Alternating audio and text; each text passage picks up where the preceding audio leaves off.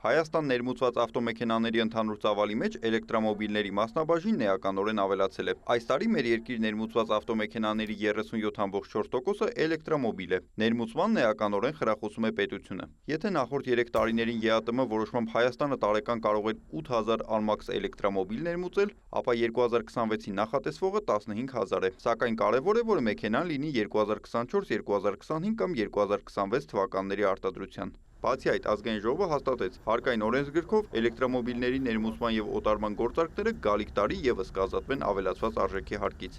Ամենաառաջին հերթին դա շրջակա միջավայրի հետ կապված հարց է, այսինքն մենք փորձում ենք այնպես անել, որ առաջիկա տարիներին էլեկտրական մեքենաների թիվը Հայաստանում գերակշռի ու բնականաբար ինքը իներցիայով է այդ ճանապարհով գնում, բայց նաեւ կարգավորումներով փորձում ենք դրան խթանել։ Երկրորդ էլեկտրակամոբիլները շատ ավելի շահավետ են եւ երրորդ հանգամանքը ի վերջո դրանց մարտկոցները նաեւ կարող են չնայած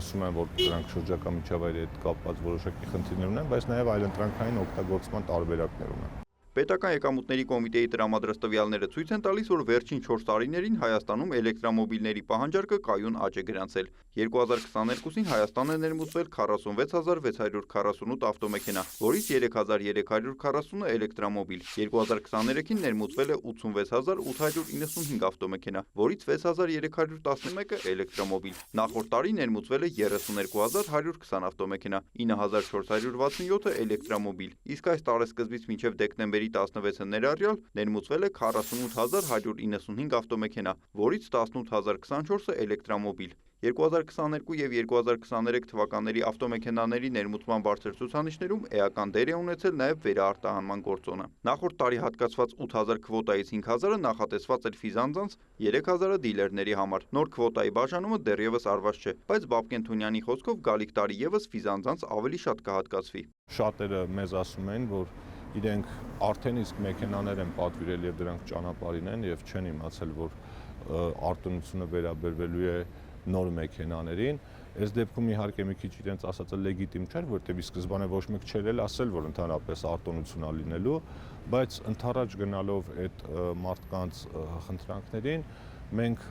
կարգավորումը այնպես դրեցինք, որ մինչև եկող տարվա հունվարի 31-ը մաքսազերծելու դեպքում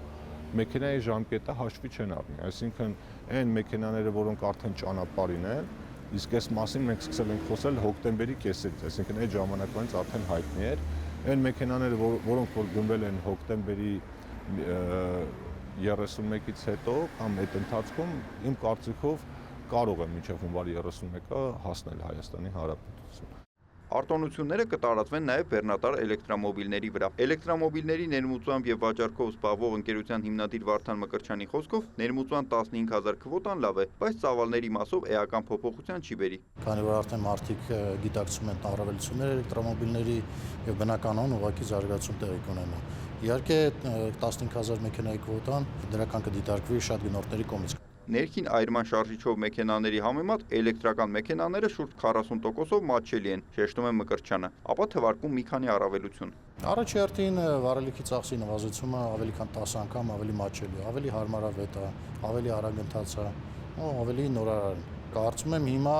լրիվ հակառակ իրավիճակն է, 7-8% կազմում է ներքին այրման շարժիչները, մնացածը էլեկտրական է։ Խոսքը վերաբերում է նոր մեքենաների ներմուծման ծավալներին, ոչ երկրորդային։ Բաբկեն Թունյանի կարծիքով հաշվի առնելով ընթացիկ տարվա տեմպը 2026-ին հնարավոր է ավելի շատ էլեկտրամոբիլ ներմուծվի։ Լիցքավորման կայաններն են ավելացել։ Նաև քաղաքացիների համար պարզեցրել են գործընթացը, որ ավտոտնակում մեքենայի համար լրացուցիչ կետ ունենալու հնարավորություն լինի, առանց հեծին դիմելու։ Պատգամավորն անդրադառնում է նաև մեկ այլ խնդրի։ Էլեկտրամոբիլների փաստաթղթերում հաճախ բարձր դիաուժ է գրվում, սակայն իրական հզորությունը ցածր է։ Ինչքան դիաուժը շատ է, այնքան գույքահարկը ավելի բարձր է։ Ինչ են անում, մարդիկ հիմա փորձակնություն են անցկացնում, որը բավականին թանկ արժի, որպեսզի գույքահարկը պակաս վճարեն։ Մենք հիմա կառավարության գործընկերների հետ քննարկելով եկել ենք մի որոշման, որ փորձակնության կարիք չլինի եւ եթե ԵԱՏՄ ռեեստրում կոնկրետ մոդելի մեքենայի համար արդեն կա որոշ տվյալ, որ ունենք գիտենք, այս մեքենայի տվյալը անկախ նրանից ինչ է գրված, իրականում սա է, այլևս փորձակնության կարիք չլինի։ Բայց ուզում եմ ասել, որ դա տարածվելու է 2026 թվականի գույքահարկի վրա, այնպես որ այս տարվա համար ովքեր որ մուծել են իրանց պիտի տենց բաց չզգան, որ ժամանակի շուտ են մուծել։